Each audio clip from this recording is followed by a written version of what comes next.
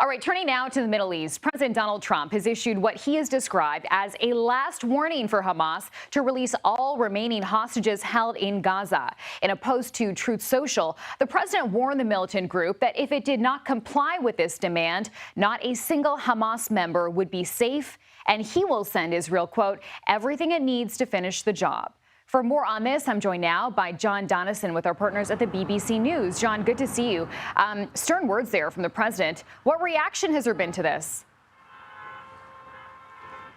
Well, no reaction from Hamas, but I think the Israeli government is pretty pleased. We've not had any official comment from the Prime Minister Netanyahu himself, but I just watched a briefing from his spokesperson, David Mencer, and he was pretty combative.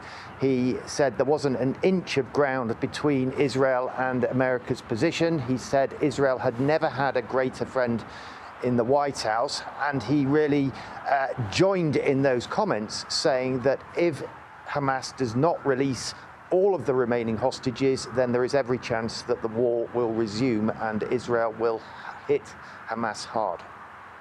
And Jon, we also know that this all comes as the White House confirmed the U.S. have had direct talks with Hamas. That's pretty significant, right? Yes, and I think it's another indication that President Trump is prepared to rip up the rule book when it comes to U.S. diplomacy.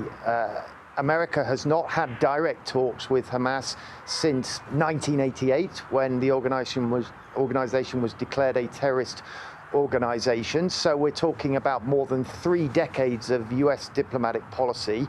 There may have been talks behind the scenes through various back channels, but these were direct talks between White House officials and Hamas officials, and that hasn't happened before. The Israeli spokesperson I was mentioning, David Mencer, he was asked about those talks. He was pretty evasive in his answer, really no comment on the fact that America now seems to be talking to Hamas directly. And Jon, what about the future of the Gaza ceasefire deal? Do we have a sense of what happens next?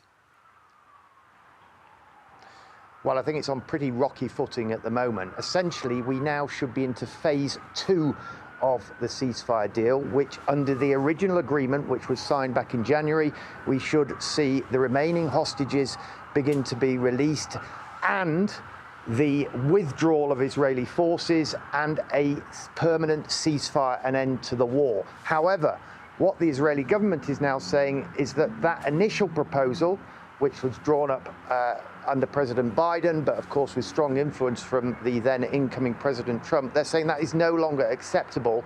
And they're saying there is now a new American proposal which will see the first 6-week phase of the deal, the ceasefire, be extended over Ramadan and Passover, which is over the next month or so. And during that time, they want to see all the remaining hostages released, dead and alive, and they want half of them to come out on the first day and half on the last. Well, that is just not acceptable for Hamas without a guarantee that the war will be over and that Israeli forces will withdraw. Okay, Jon, thank you for your time. We appreciate this.